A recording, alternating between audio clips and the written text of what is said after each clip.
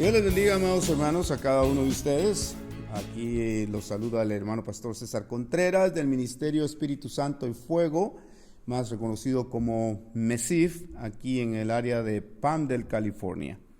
Quiero agradecerles a cada uno de ustedes por la oportunidad que nos dan de poder entrar en su casita y poder llevar el consuelo de la palabra de Dios. Esto es una responsabilidad de cada uno de nosotros y queremos de que cada uno de ustedes crezcan a través de la palabra del Señor. Bueno, estamos ya en el mes de junio y prácticamente el verano está sobre nosotros. Y sin embargo, todavía nuestras iglesias están vacías, muchas de ellas, a pesar de que ya se dio la noticia de que muchas iglesias de que las iglesias ya pueden abrir y muchas de ellas ya lo están haciendo. Sin embargo, nosotros por cuestiones de precaución hemos decidido abrir nuestra iglesia hasta finales de este mes. Es una gran noticia para nosotros poder anunciarles, amados hermanos, de que ya comenzamos el día 28 de este mes de junio, es un día domingo, y vamos a comenzar nuestros servicios de nuevo dentro de la iglesia, y vamos a estar aquí a las 9 de la mañana, comenzando a las 9 de la mañana.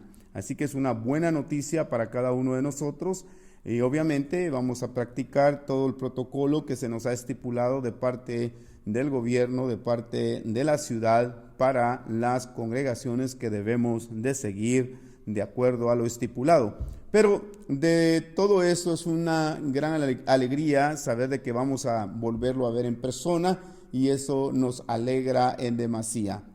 Así que nos vemos pronto aquí en la iglesia, ya físicamente el día 28 de junio.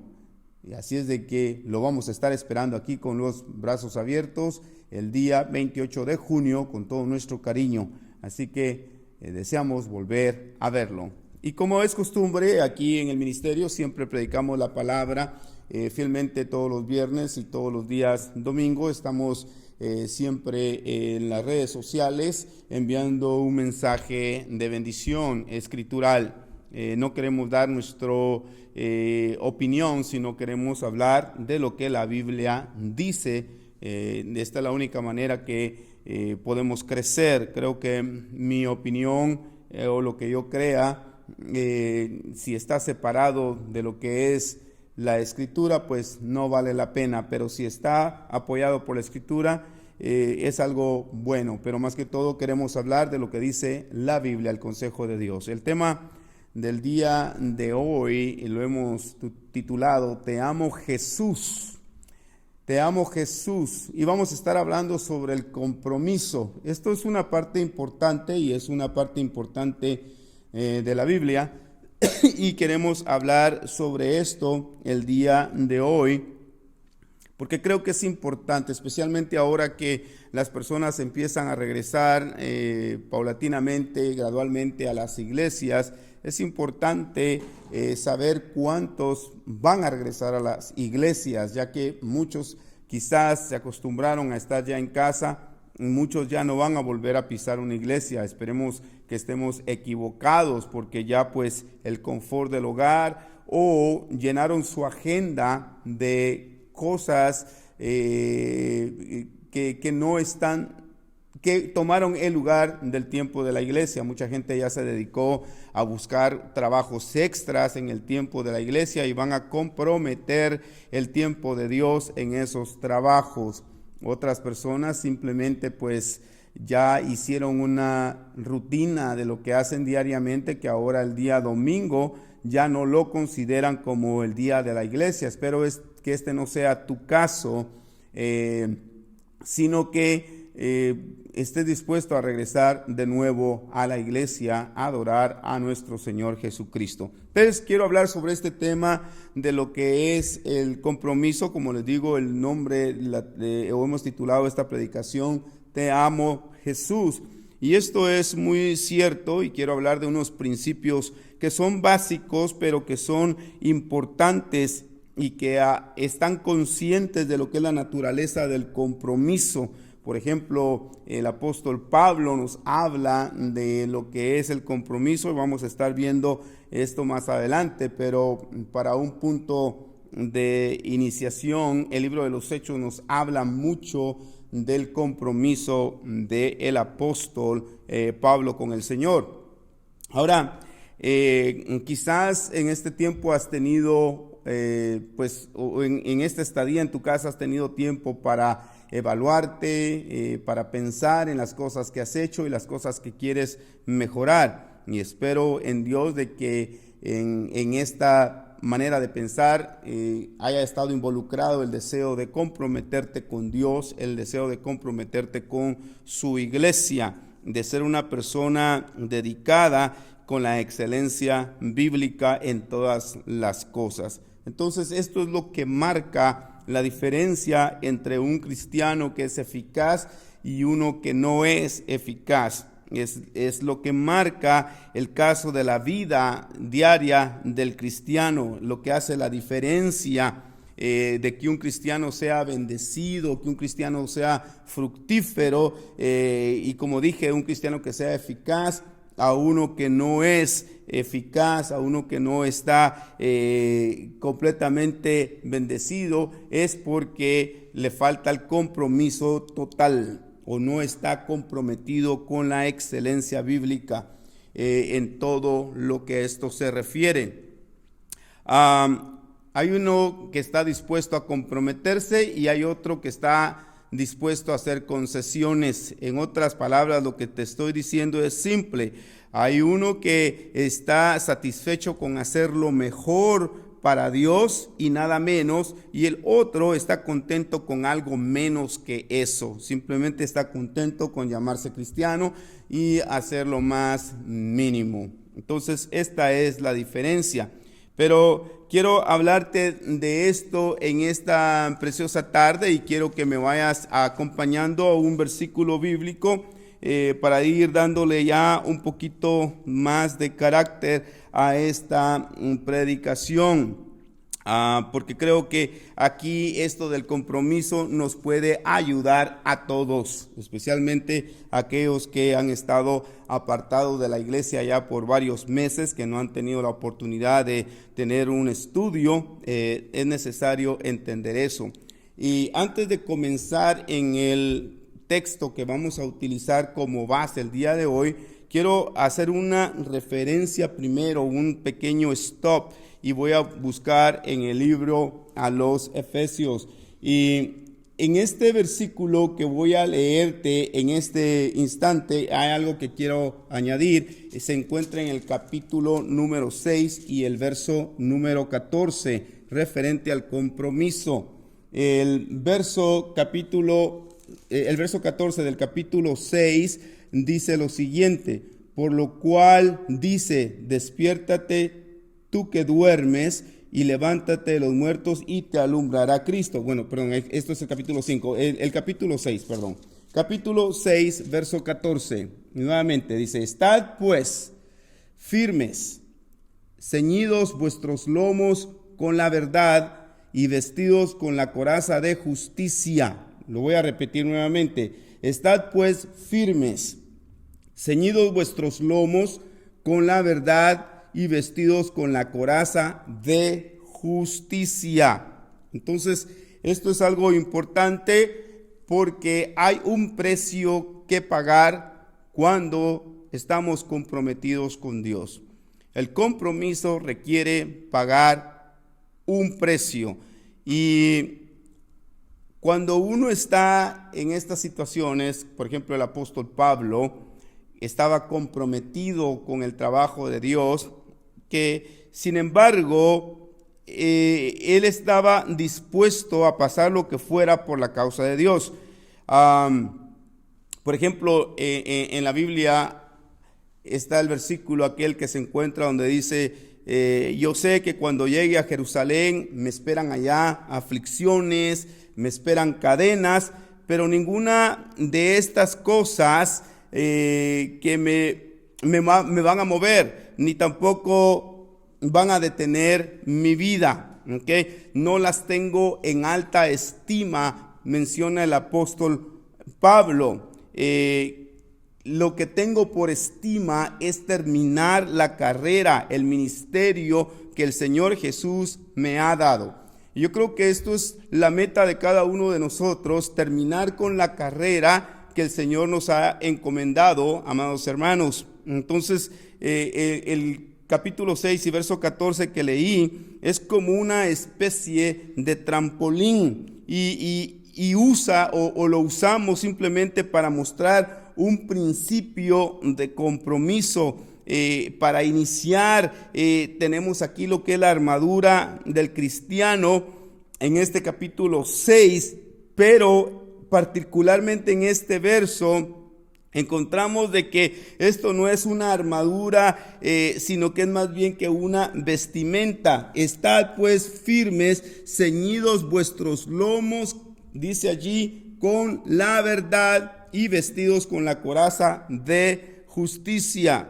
Note usted de que esta es más una vestimenta que una armadura, y lo que dice el verso es que debemos de estar firmes, habiendo ceñido vuestros lomos, ¿con qué? Con la verdad. Ahora, usted sabe y ha oído muchas predicaciones sobre los soldados romanos, que el soldado romano cuando iba a la guerra, una de las primeras cosas que tenía que ponerse era el cinto o el cinturón de la verdad, como explica la Biblia. Y lo que está hablando aquí es de que cuando estamos hablando de una guerra al cristiano con Satanás, debemos de entender de que Satanás primeramente ataca el área de la falsa doctrina, o sea, usa la falsa doctrina para atacar. O sea, Satanás primordialmente ataca con el área de la falsa doctrina, y él así lo hace, tal vez. Él quiere llevar a nuestras iglesias falsa doctrina. Él quiere llevar a las calles la falsa doctrina. Es un ataque constante de Satanás, del enemigo en contra de nosotros. Entonces, el creyente es importante que esté equipado con la verdad. Y a esto es lo que se refiere este pasaje. Estad pues firmes, ceñidos vuestros lomos con la verdad. Entonces, si vamos a contraatacar la falsa doctrina, ¿cómo lo vamos a hacer? Bueno, lo vamos a hacer con la verdad de nuestro Dios. Ahora, el soldado romano cuando iba a la guerra tenía que usar ese cinturón, porque la túnica era tan... andaba de un lado para otro, andaba volando la túnica con el aire, y lo que sucedía es que si ellos no se ponían el cinturón, el enemigo podría agarrar esta túnica y los podía ahorcar con ellos al mismo soldado. Entonces ellos lo que tenían que hacer era tomar ese cinturón, ajustárselo bien, y note usted que ahí en ese cinturón no solamente servía para detener esta túnica, sino que la doblaban de una forma en que la hacían una mini túnica que les daba la oportunidad de ser flexibles, de moverse sin necesidad de ser atrapados por la misma túnica. Entonces ellos doblaban esta túnica de tal manera que quedaba ceñida con el cinturón, y luego en el cinturón van todas las demás cosas que faltan, la espada, todo estaba allí y todo lo apretaba el cinturón. Estaba los metales que estaban colgando ahí. Entonces, en otra manera, este cinturón viene a ser como el coordinador de todo el atuendo del soldado. Entonces, aquí cuando vemos la palabra verdad en este capítulo 6 y verso 14 de Efesios, lo que estamos entendiendo aquí es de que debemos de estar amarrados con el cinturón de la veracidad. Ahora, este es un concepto importante, lo que quiere decir que debemos de ser sinceros y debemos de tener integridad y compromiso. Entonces, un amor verdadero por la verdad es lo que está lleno de un compromiso veraz. Entonces no podemos ir a la batalla a menos que estemos amarrados de un compromiso con la victoria. No hay ningún soldado que esté soñando con la derrota, sino que siempre los soldados sueñan con la victoria, y a esto es lo que se refiere este verso.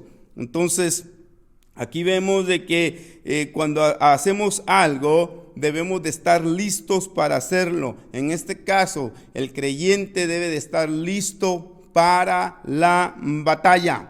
Entonces, el cinturón de la veracidad o la veracidad sincera significa el amor real por la verdad. ¿Okay? O sea, un compromiso total de corazón, un compromiso de alma, un compromiso de mente. Y este compromiso es hacer lo que es correcto, hacer lo que es bueno hacer, y sobre todo derrotar a Satanás. Entonces, cuando yo tengo esta mentalidad, yo estoy comprometido con eso. Entonces, esto es lo que cada uno de los creyentes debemos, amados hermanos, de abrigar en nuestro corazón. Entonces, francamente, creo que la mayoría de los cristianos pierden bastante en la vida cristiana porque no les importa mucho ganar, son conformistas. Ahora, esto es obviamente una situación de su naturaleza caída, es cuestión de deseo, es cuestión de la carnalidad, y muchas veces es también hasta egoísmo. Cuando a usted no le importa, esto es carnalidad, es egoísmo. Pero cuando a uno le importa, esto es la base inicial del compromiso para con Dios. O sea que esto es importante de notarlo, amados hermanos. Hay mucha gente que tiene un mal entendimiento de lo que es comprometerse, de lo que es tener un compromiso. De cuando decimos me voy a comprometer, muchas veces lo hacemos de una manera emocionalista, y le voy a explicar en esto un poquito más claro. Entonces, y esto no está de acuerdo a lo que es el texto o el contexto bíblico, porque el entendimiento del compromiso, hay gente que piensa que tiene que ser una especie de sentimiento. Debemos de tener un sentimiento, desarrollar un tipo de sentimiento para comprometernos con el Señor. Entonces, por ejemplo, si usted va a un servicio y de pronto llega a ese servicio y hay un grupo maravilloso tocando las alabanzas y cierto canto toca su corazón, entonces la gente torna ese sentimiento en llanto y en ese mismo momento siente que tiene que abrazar a Jesús y siente que tiene que comprometerse en la iglesia con algo. Sin embargo, cuando aquel set de cantos termina y vuelve todo al silencio sin la música, se olvida del compromiso que hizo mientras estaba cantando o sonando aquel canto. Entonces, hay muchas personas que sienten este tipo de escalofríos cuando se está moviendo la emoción en algún servicio o alguna persona está predicando y rápidamente levantan su mano y dicen: yo dedico mi vida a Dios. Pero hay gente que en ese mismo momento no solamente se consagra, sino se recontra consagra y continúa así, pero es un patrón de vida, porque luego al terminar el servicio y salir por esas puertas se le olvidó el compromiso.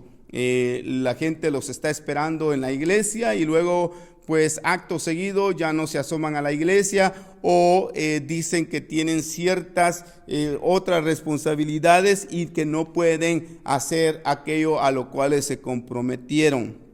Entonces hay gente que se pasa todo el tiempo en los altares, pidiendo un tipo de perdón y consagran sus vidas cuando tienen problemas que los atacan en su ser. Entonces vemos a una cantidad de gente postradas en los altares diciéndole al Señor de que si le saca de aquella prueba o de aquel problema van a dedicar su vida a Dios. Obviamente solo están diciendo aquellas palabras movidas por un sentimiento y pareciese, y no estoy diciendo que no sean sinceras, estas personas son sinceras y lo están diciendo en ese mismo momento con toda sinceridad. Pero cuando es una emoción, la emoción pasa y deja de ser, y el compromiso se disipa porque es simplemente movido por una emoción. Las emociones duran poco y cada uno de nosotros sabemos esto, y para que continúe la emoción hay que mantener este nivel. Quizás en las congregaciones de música, de predicadores que expongan la palabra del Señor de una manera diferente, que hagan mover las emociones, un tipo de motivación de parte del liderazgo para mantener a un pueblo quizás metido en este sistema de emoción que no funciona, porque las emociones solamente duran un tiempo y la emoción falla cuando viene el problema. Entonces, este tipo de reacción ante el compromiso es equivocado, y por eso quiero hablarte en este día domingo de el resultado de un compromiso que se hace a través de la emoción. El compromiso no es un sentimiento, no es el acto de caminar por un pasillo y llegar a un grupo de personas y detenerse allí para que todo el mundo te vea y que levantes tu mano y digas: yo me voy a consagrar y yo me voy a dedicar a Dios, cuando tú sabes de que van a pasar unos cuantos días y luego te vas a olvidar. Y quisiera hacerte la pregunta: ¿cuántos no han dicho lo mismo y han pasado los años y has dejado ya tu compromiso con Dios, y hoy día llevas una vida sedentaria, separado del compromiso para con Dios? Entonces, puede que ocasionalmente este tipo de acción sea útil, no estoy diciendo que no, pero no para un compromiso. Este tipo de emoción puede ser útil en el momento, pero solamente en el momento, pero no es algo que sea para comprometerte, porque va a pasar. Pero hay principios bíblicos en la iglesia que el Señor nos ha dejado. Hay principios bíblicos que están frescos en nuestra mente el día de hoy y que podemos tomar para poder entender lo que es el compromiso y afianzarnos a un compromiso de la manera bíblica. Entonces, quisiera decirte que el punto número 1 que voy a tomar hoy es de que lo primero para tener un compromiso, o lo que el cristiano debe de tener antes de dedicar su vida al cristianismo, y no solamente a dedicarse al cristianismo, sino antes de comprometerse completamente, todo comienza con amar al Señor Jesucristo. Todo comienza con amar al Señor Jesucristo. En el capítulo 21 de Juan, vamos a leer unos versos aquí.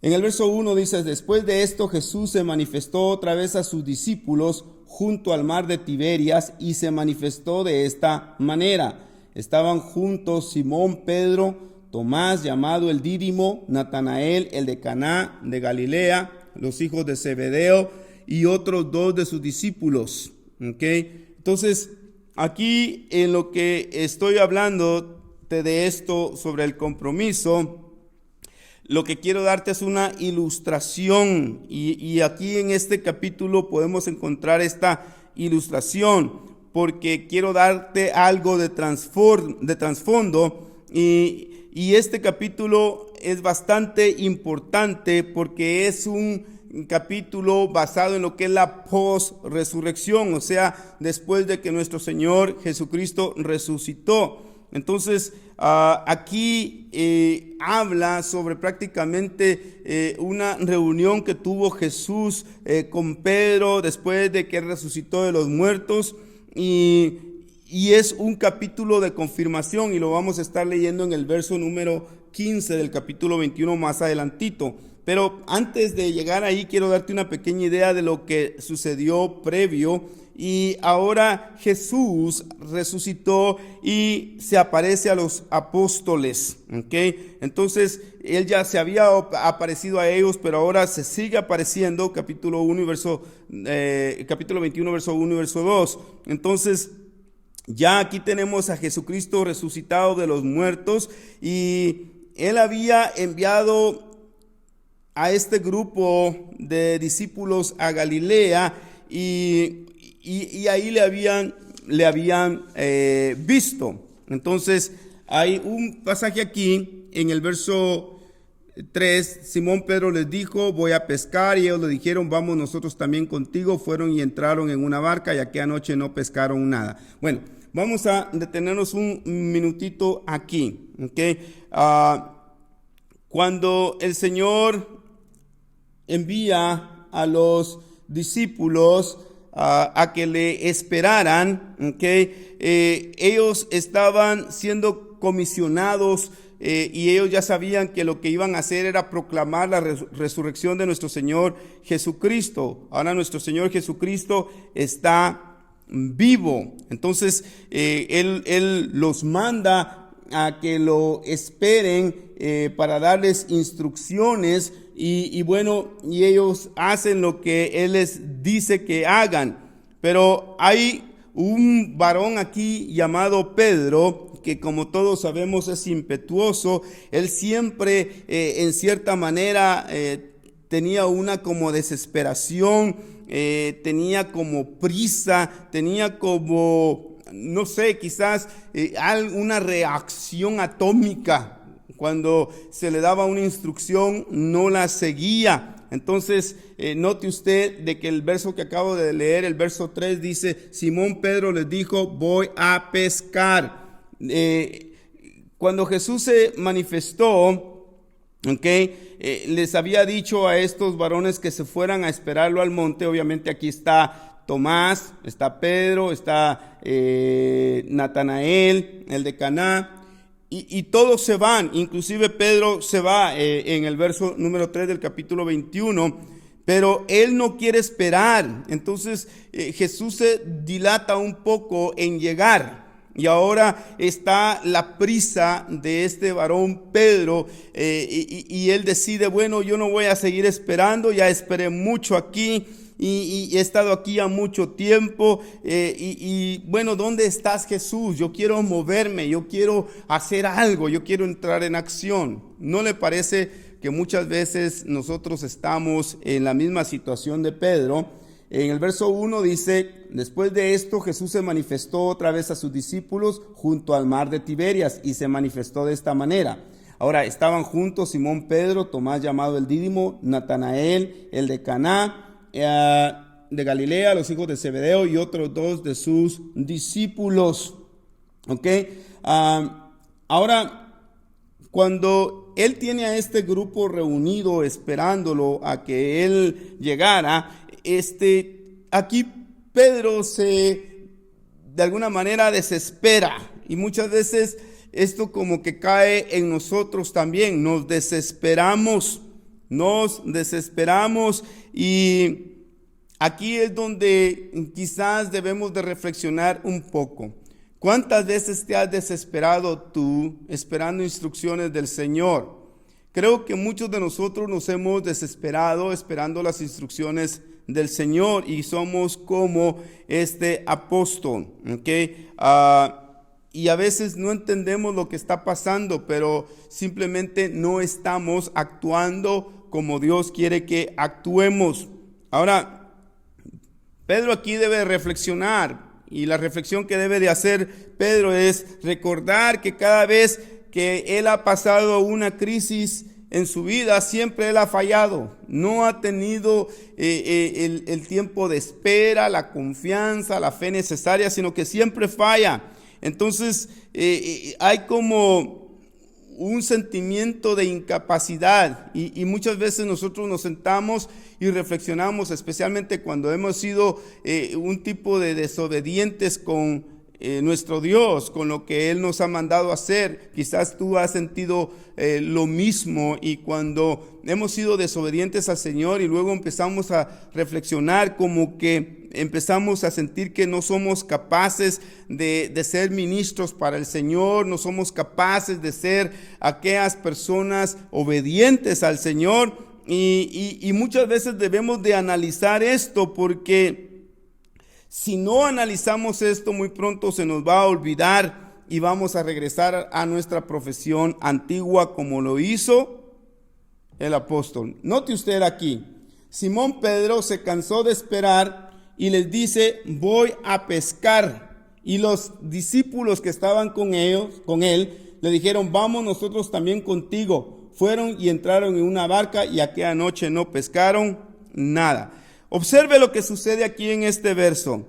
Cuando ellos estaban esperando, el resultado de esperar, de pronto Pedro dice: esta no es la manera adecuada, bueno, estar esperando aquí al Señor para instrucciones. Muchas veces Pedro quizás pensó: bueno, yo no sirvo para esto, yo no puedo recibir instrucciones del Señor, siempre soy un fracaso, le he prometido muchas cosas y cada vez fallo. Siempre ha sido lo negativo con Pedro. Quizás muchas veces tú te sientes también de esta manera, te sientes quizás frustrado porque fallas mucho. Óigame, amado hermano, ¿y cuántas gentes no fallan, no? Creo que muchas personas fallamos igual que Pedro. Entonces, Pedro tenía un problema: su confianza no estaba confirmada, su confianza estaba por todos lados, y él lo que decía es: mejor me regreso a hacer lo que sé hacer, me voy a pescar. Ahora, él era un líder. Él era un líder con el grupo de discípulos, y note usted que lo que hacen los demás: siguen a Pedro como que fueran pequeños patitos. Pedro decide que ya no va a continuar comprometido con el trabajo del Señor, sino que decide regresarse, y ahora todos los demás lo siguen a él y se suben a un bote. Entonces lo hicieron quizás hasta sin pensar, pero lo hicieron sometidos a la dinámica de liderazgo de Pedro. Entonces, aquí esto está un poquito difícil. El Señor sabe la condición de aquel varón Pedro y sabe la condición de aquellos que siguen a Pedro. Y muchas veces tener un líder con estas características de Pedro es muy peligroso, porque no están comprometidos con la iglesia de Jesucristo. Pero todo esto tiene una enseñanza también, porque quizás tú eres un líder en tu casa, y de hecho tú lo eres, varón. También las madres tienen una forma de liderazgo con sus hijos, y tenemos un liderazgo dentro de la iglesia, y cada uno de nosotros tiene un papel de liderazgo a cierto nivel. Entonces, cuando la persona que está bajo nuestro prácticamente liderazgo tiende a seguirnos, debemos de estar seguros que lo estamos guiando a algo que es bueno y algo que es positivo. Note usted cuántos líderes alrededor del mundo han fallado, y cuando ellos fallan todos los demás. Esto es algo que debemos nosotros de ya arrancarlo de nuestras vidas y enfocarnos en seguir al verdadero líder que se llama Jesús. Entonces, aquí ellos siguieron a Pedro, obviamente aún sin pensarlo. Pero note usted de que llegaron al barco y dice el Señor que que ellos no pudieron pescar nada en aquella noche.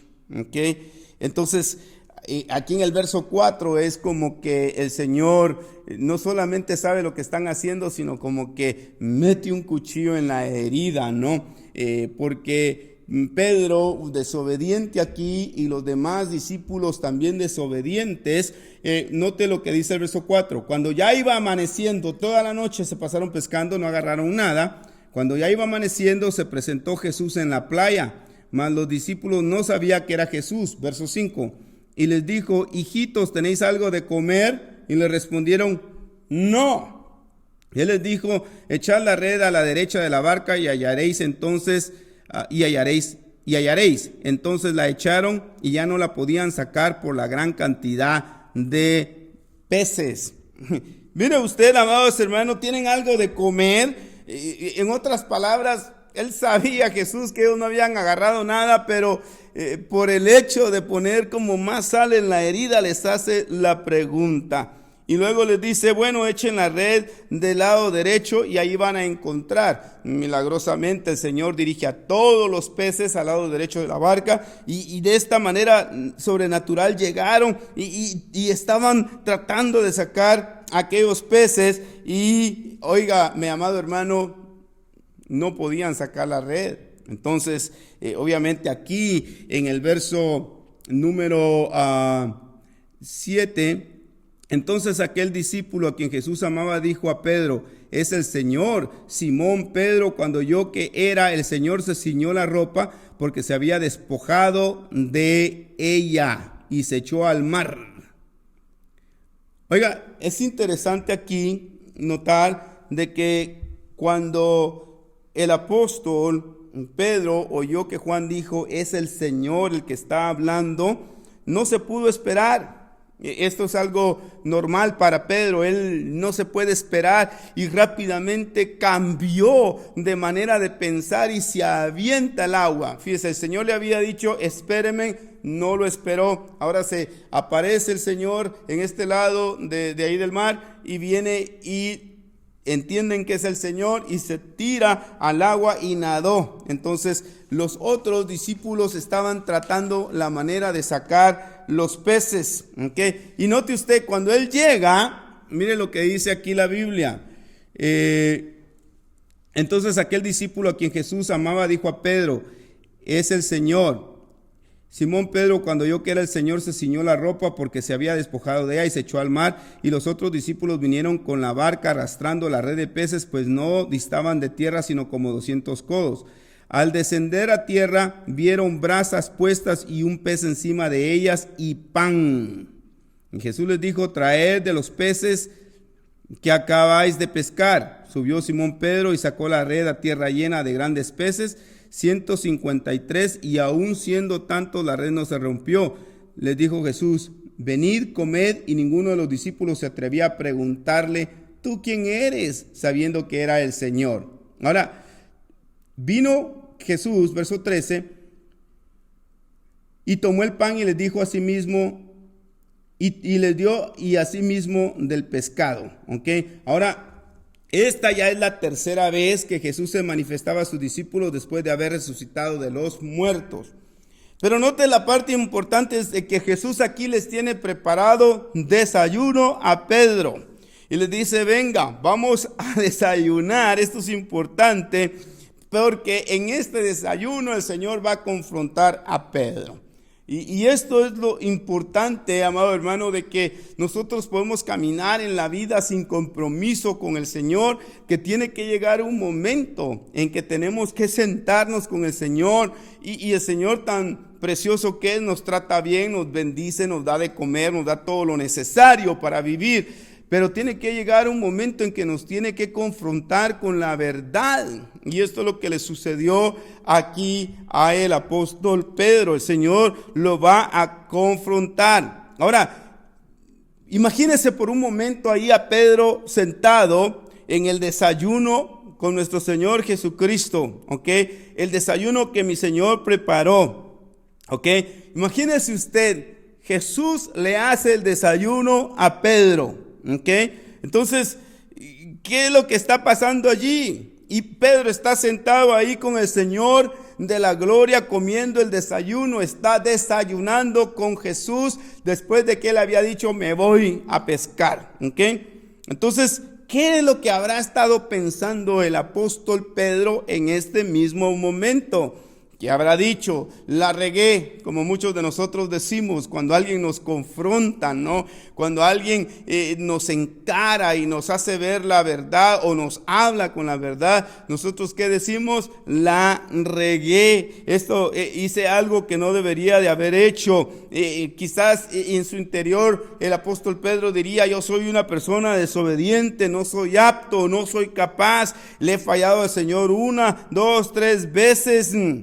Entonces, por alguna razón, Pedro no tiene éxito en obedecer al Señor, fíjese. Por alguna razón, como a muchos de nosotros, él no tiene éxito en obedecer al Señor en lo absoluto. Siempre falla, siempre reprueba todas las pruebas que el Señor le ha dado o que le presentaba. Siempre reprueba y como que nunca gana una, siempre hace lo que él quiere. ¿Ok?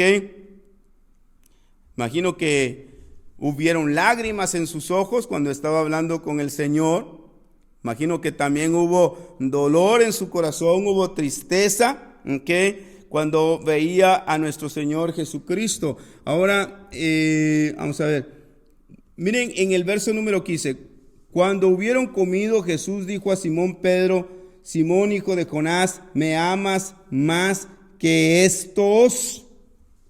En el verso 15 empieza la confrontación y le dice, ¿me amas más que estos?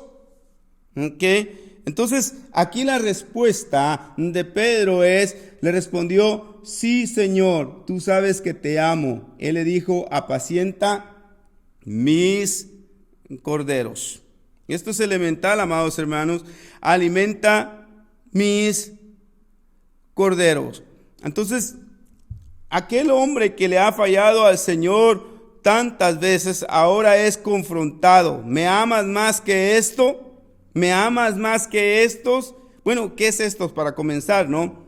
Bueno, más que estas cosas, más que quizás tu barco. ¿Me amas más que los peces que has agarrado, los 150 y tantos peces que has agarrado? ¿Me amas más que tus redes? ¿Me amas más que el mar? ¿Me amas más que tu antiguo trabajo, la pesca? ¿Me amas más que todas estas cosas? O quizás me amas más que los discípulos. A lo mejor también esta es la pregunta. Entonces Pedro dijo, pues sí te amo. Pero la pregunta es, ¿realmente me amas? ¿Me amas realmente? Ahora, si usted le preguntara, ya ve la predicación que hemos titulado, Te amo a Jesús. Nosotros tan fácil que nos es decir te amo Jesús cuando no lo vemos de la óptica de lo que es el compromiso. ¿Cuánto amamos a Jesús? ¿Cuánto amas tú a Jesús? ¿Lo amas más que tus finanzas? ¿Lo amas más que tu casa? ¿Lo amas más que tus hijos, más que tu esposo, más que tu esposa? ¿Lo amas más que tus familias? ¿Lo amas más de las posesiones que tienes en esta tierra? Más que tu descanso. ¿Lo amas más que tu televisión? ¿Más que el cable? ¿Más que AT&T? ¿Lo amas más que tu iPhone? ¿Cuánto lo amas?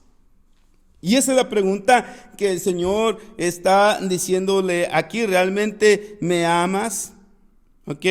Es elemental. El Señor lo está confrontando porque al comisionar a cualquier hombre de Dios para el trabajo, para el servicio, se debe de establecer claramente si ama al Señor. Se debe de determinar si ama al Señor, sí o no. Entonces esto es lo que te estoy tratando de decir. Jesús quiere saber una cosa de Pedro y por eso le pregunta, ¿me amas? Es tan sencilla la pregunta, Pedro, ¿tú me amas?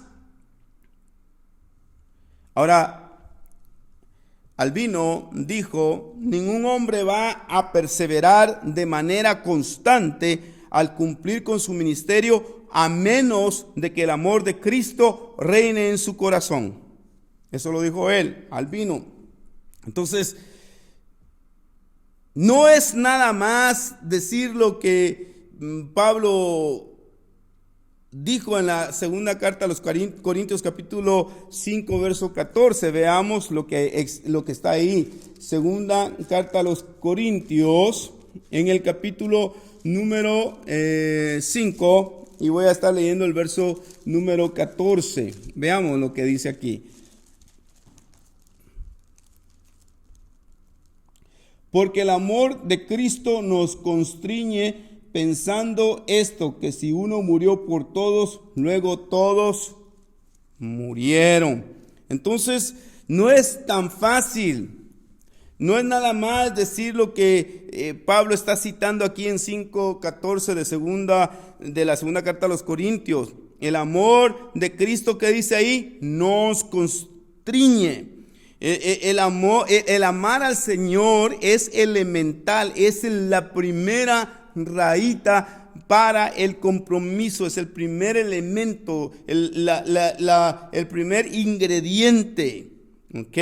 Entonces, cuando en el verso 15 de aquí de Juan capítulo 21, el apóstol le responde al Señor: si te amo, quizás lo dijo con lágrimas en sus ojos.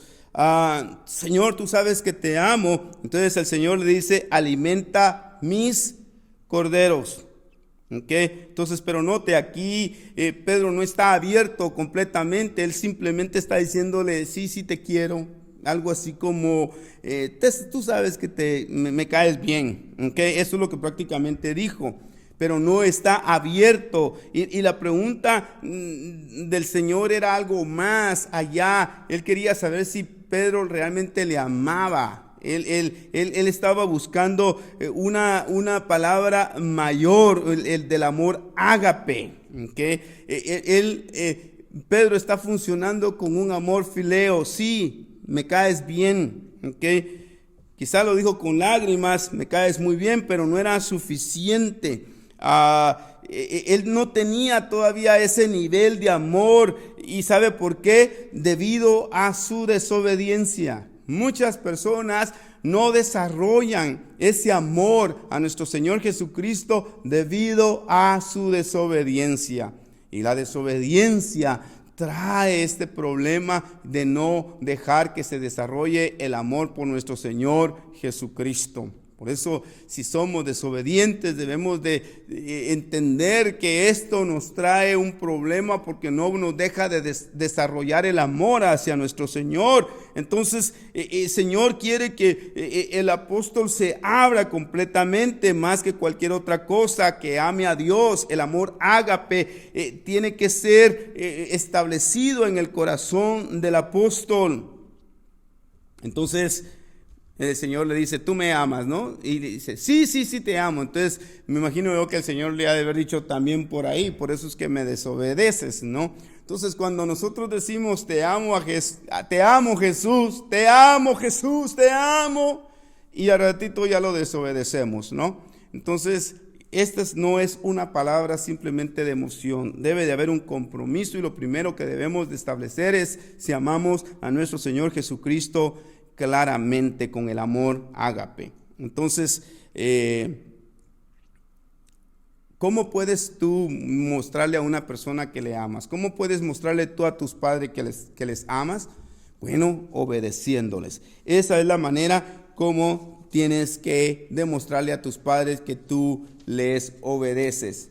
Es una manera sencilla. Ahora, hay unas formas que debemos de entender. Entonces, primero, punto número 1 es entender que nosotros debemos de amar al Señor, establecerlo. Punto número 1. Entonces, el Señor le dice: bueno, si me amas, alimenta mis corderos. ¿Qué es lo que Jesús le quiso decir a Pedro? Bueno, alimenta sus corderos, alimenta mis corderos. Eso es lo que le quiso decir. Ahora, lo comisiona. Bueno, entonces alimenta a mis corderos. Entonces, quiero darte a entender que lo que el Señor estaba haciendo con Pedro era determinar que lo amaba a él, al Señor, ¿okay? Y que no tenía ningún compromiso con nadie más, sino solamente con el amar al Señor. El Señor llama a Pedro allí en ese momento para el ministerio. ¿Y cuál era el ministerio? Entonces, alimentar a los corderos. Ese era el ministerio. Entonces, aquí la palabra corderos son obviamente alimentar los corderos de Cristo, ¿sabe? Esto es aquellas personas que van a alimentar a otros deben de estar comprometidos en enseñar, ¿ok? Enseñarle a las personas, así como yo, debo de estar comprometido, si amo al Señor, a enseñarle a las personas. Como cualquier líder de las iglesias, los líderes tienen que estar comprometidos o debemos de estar comprometidos con Dios para enseñarle a los corderos, a la oveja, o sea, a ustedes, a las personas que llegan a una iglesia, aquellas que se me han asignado a mí como para mantener una administración o una mayordomía en ellos. La parte fundamental e importante es enseñarle a esos corderos, ¿ok? Entonces, esto es lo que debemos de tener, la responsabilidad de ejercer una administración como Dios quiere, porque al final de cuentas vamos a tener que entregarle cuentas a Dios, ¿ok?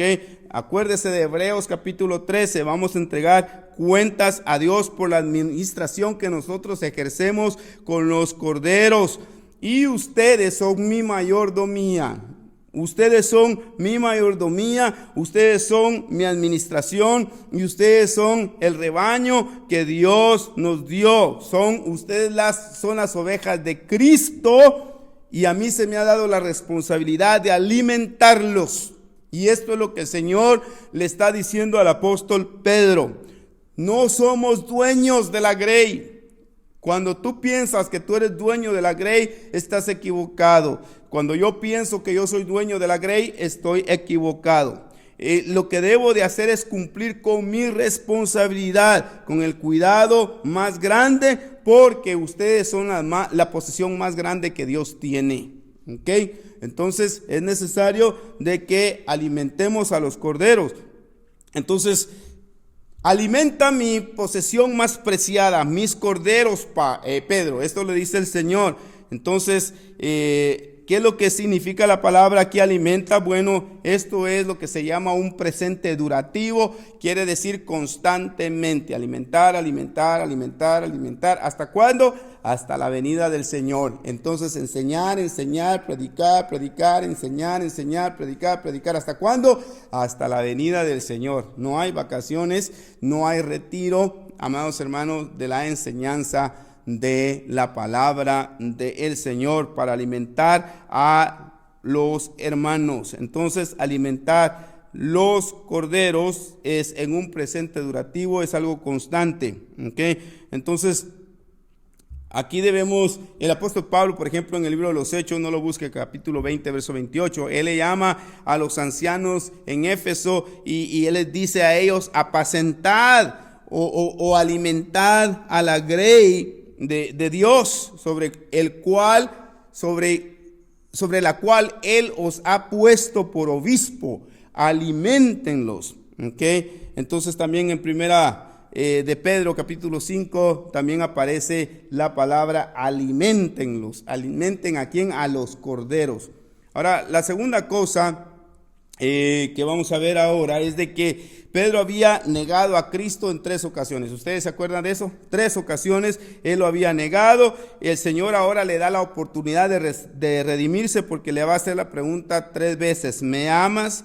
¿Me amas? ¿Me amas? ¿Okay? Entonces ahora en una de estas volvió a decirle, verso 16, la segunda vez: Simón, hijo de Jonás, ¿me amas? Pedro le respondió: sí, Señor, tú sabes que te amo. Y le dijo: pastorea, ¿qué? Mis ovejas. Ahora, pastorea mis ovejas. ¿Cuál es la diferencia entre las ovejas y los corderos? Bueno, unos son maduros y el otro es inmaduro. Entonces tenemos gente llegando a la iglesia inmaduros y gente que ya está en la iglesia maduros. Pues a los dos, a los corderos y a las ovejas, hay que seguir alimentando. Entonces tenemos que reconocer que un ministro del evangelio que tiene una congregación, tiene ovejas y también tiene corderos, y tiene que saber presentar el evangelio a los dos grupos, a los corderos, también a las ovejas, de una manera que ellas se puedan alimentar y ellas puedan seguir creciendo. Eso es lo importante. Entonces es algo que en los mensajes debemos de tener siempre un poco de leche, pero también debemos de tener un poco de carne, para que los hermanos crezcan en todas las áreas de acuerdo a la palabra del Señor. ¿Y sabe cómo se llama esto? A esto se le llama pastorear. Por eso es de que en el verso dice, volvió a decirle la segunda vez: Simón, hijo de Jonás, ¿me amas? Pedro le respondió: sí, Señor, tú sabes que te amo. Le dijo: pastorea mis ovejas. Esto es lo que significa. Y la tercer punto se encuentra aquí en el verso 17 del capítulo 21 de Juan, y dice: le dijo la tercera vez: Simón, hijo de Jonás, ¿me amas? Pedro se entristeció de que le dijese la tercera vez: ¿me amas? Y le respondió: Señor, tú lo sabes todo, tú sabes que te amo. Jesús le dijo: apacenta mis ovejas. Entonces, aquí es importante, amados hermanos, que ahora le hace la pregunta la tercera vez, y ahora aquí utiliza una palabra, ¿no? Le dice el verso 17: hijo de Jonás, ¿me amas? ¿Me amas? Entonces aquí Pedro ya se pone triste. ¿Me superamas? ¿O solamente te caigo bien? ¿Te caigo muy bien? ¿O te llego a caer bien? ¿Qué es lo que estamos hablando aquí, Pedro? ¿Ok?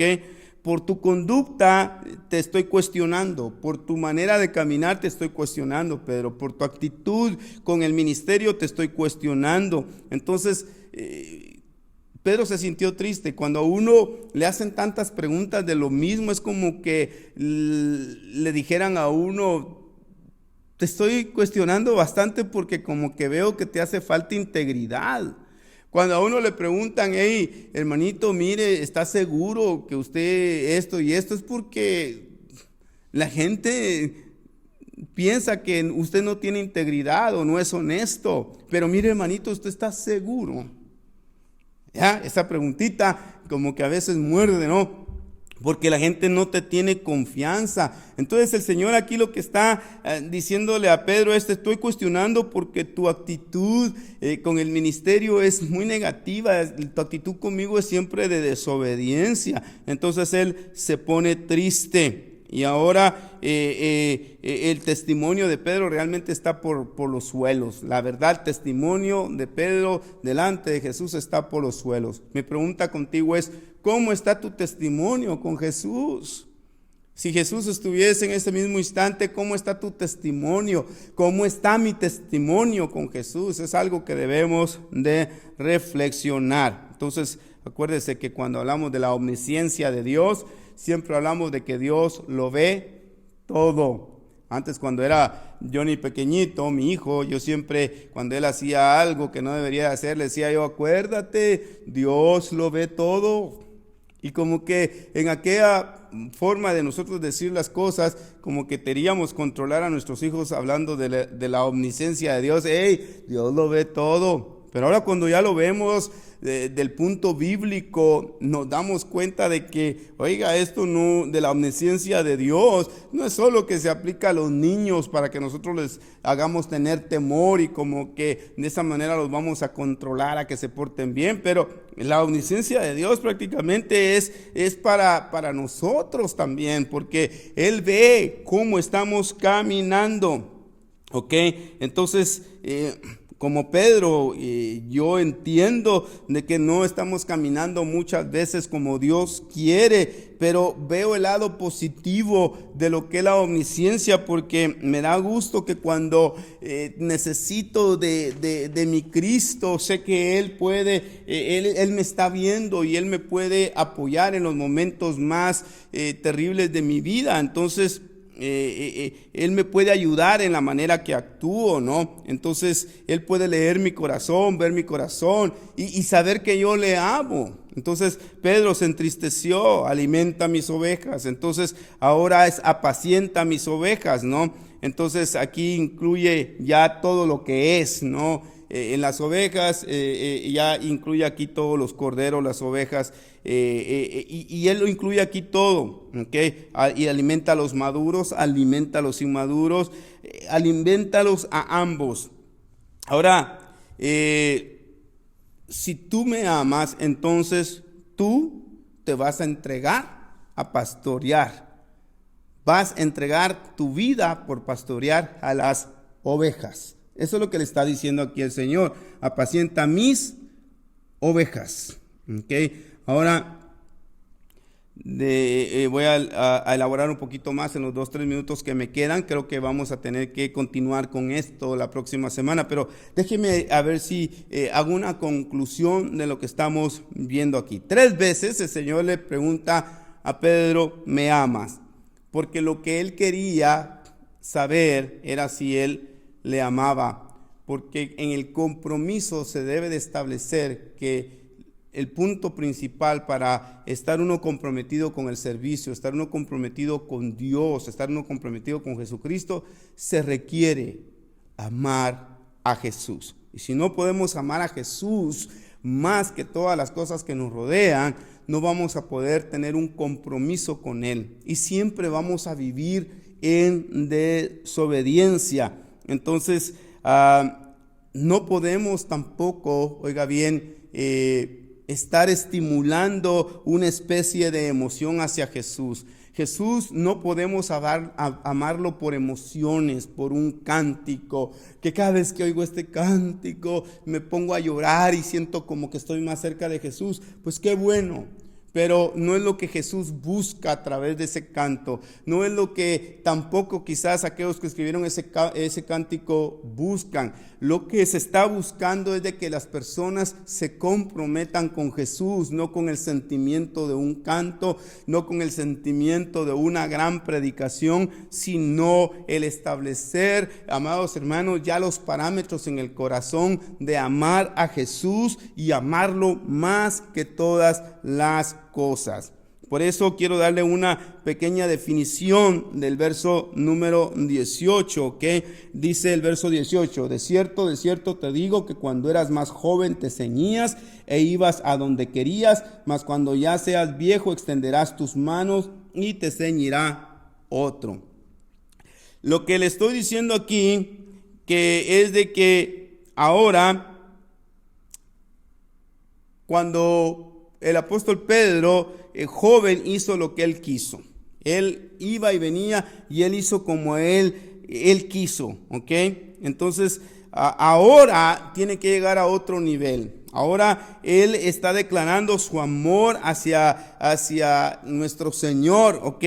Y ahora él prácticamente, oficialmente ya está dentro del ministerio, porque se pone triste y le dice: Señor, tú sabes que yo te amo. Y cambia su actitud con el Señor. Entonces oficialmente él ya está dentro del ministerio, y esto es lo que quiere Dios que ocurra. Entonces lo que te estoy diciendo aquí es de que ya Pedro no se va a mover por una emoción, sino por algo claro. Él ama al Señor y está dispuesto a hacer lo que el Señor le indique que haga. Él está dispuesto ya a obedecer al Señor. Cuando tú eras joven, hacías lo que querías, te colocabas tu cinto, ibas a donde querías, caminabas. Pero ahora que ya vas haciéndote viejo, le dijo el Señor: vas a tener que morir por mi causa. Él está hablando aquí de cómo iba a morir el apóstol Pedro. Cuando era joven te ceñías e ibas a donde querías. Más, cuando ya seas viejo, extenderás tu mano y te ceñirá otro y te llevará a donde no quieres. Esto de extenderás tus manos habla de la muerte que iba a tener el apóstol Pedro. Hablando de su muerte. ¿Okay? Entonces, de esta manera Pedro iba a glorificar al Señor. Pedro, realmente has hecho lo que tú quieres, pero hoy oficialmente, ya que has confesado tu amor por mí y te has abierto, ahora entras directamente al ministerio. Y esta frase de entrar directamente al ministerio quiere decir, ¿y tu final? Y esto no le va a gustar a muchos, ¿no? Pero el final de Pedro le dice, va a ser tu crucifixión. Vas a morir por mí. Creo que esta parte, ahorita muchos dirían, no, yo no me quiero comprometer. Yo no quiero morir, mucho menos crucificado. Y hay muchos que a esto, por eso no les gusta comprometerse con Dios. Porque cuando venimos oficialmente al ministerio, lo que nosotros decimos es entregamos nuestra vida por la causa. Cualquier muerte que el Señor nos tenga ya destinada, la recibiremos con gozo. Pero esta predicación no ha terminado. Esta predicación simplemente va comenzando. Voy a continuar la próxima semana porque quiero hablarte de lo demás que nos hace falta para establecer lo que es el compromiso. Pero hoy, para concluir, número 1, necesitamos sincerarnos con Dios, que Dios nos confronte para saber si le amamos o no, para dedicarnos al ministerio. Que Dios te bendiga y que sigamos creciendo en la palabra del Señor. Nuevamente soy el pastor César Contreras con ustedes. Gracias por haberme tenido en casita. Nos vemos la próxima semana y de nuevo el 28 de junio abrimos la iglesia para que nos podamos congregar nuevamente. Así que el Señor les siga bendiciendo grandemente. Estamos aquí en la 15 Street East en Palmdale, California. ¿Ok? 15 Street East en Palmdale, California. Al venir a esa calle puedes encontrar la iglesia y congrégate con nosotros y crezcamos juntamente. Que el Señor sea siempre contigo y su bendición para siempre. Amén y amén.